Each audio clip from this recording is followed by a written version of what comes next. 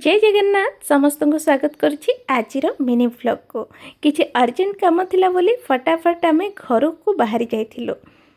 तो प्रथमे आम रेलवे स्टेशन बाहरी जाइथिलु। देखिपे केते खरा एबे होउची आ सेथिरे आम दिन 3टा बेले बाहरी थिलु स्टेशन को। आ किछि टाइम भितर आम पहुँची जाइथिलु रेढ़ाखोल स्टेशन रे, जहाँ कि बहुत बढ़िया भाव में डेकोरेट होइची। मते तो बहुत बढ़िया लगिला, माने आगटा बहुत गछ वृक्ष अच्छी आ सजा भी भल होइतला। आ खरा दिने तो एटा होची सबुर शोभा। तो किछि टाइम वेट कला परे पळे आसला हमर ट्रेन रे आम यात्रा करूँ। आ ट्रेन रे भल भल खाइबा में मिलता, जेमती कि आमर रोस्टेड मखाना ता सहित रियलमी 2टा मखाना पैकेट आ रियलमी सिंगड़ा चाहा पानी एमती सब किछि खाइबा मिल जाइतिला।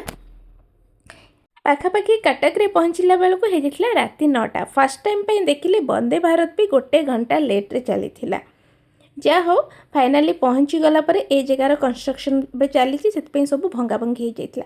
आ सबुटे इंटरेस्टिंग जिनस होची आज आमे पाखापाखि 5-6टा बाहाघर बाटरे देखिथिलु। बाहाघर माने प्रोसेसन देखिथिलु। आ भाबिलु आर भितर गोटे कोठी गली गले बढ़िया खाइबा को टिके मिलिबो। एमती हो आसीगला वैद होटेल। सेठी आमे करथिलु डिनर रे थिला पनीर रुटी अंडा तड़का आ नान। आ तांकर एक्वेरियम रे देखंतु केते बढ़िया माछ रखिचंती, बड़ बड़ पूरा माछ रखिचंती।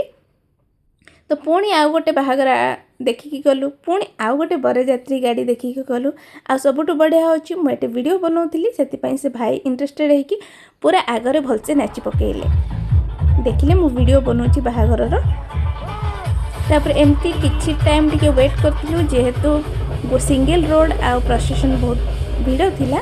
गाड़ी बहुत टाइम अटकी अटकी जाउथिला। आ सबुठु क्यूट होची हमर पांडा, बढ़िया भाव में चलुथिले। जानिनी आ भितर लोक अछंती कि एमती डायरेक्ट चलुची, किंतु जदि लोक थिबे ए गरम रे बाप रे हालत खराब हो जाउथिबो। तो विभिन्न प्रकार थिले। तो आम एमती पास करी करी करी करी पहुँची जाइथिलु किछि टाइम भितर आम घरे। पुणी देखा हबो गोटे नुआ मिनी ब्लॉग रे। से पर्यंत रहूची, धन्यवाद।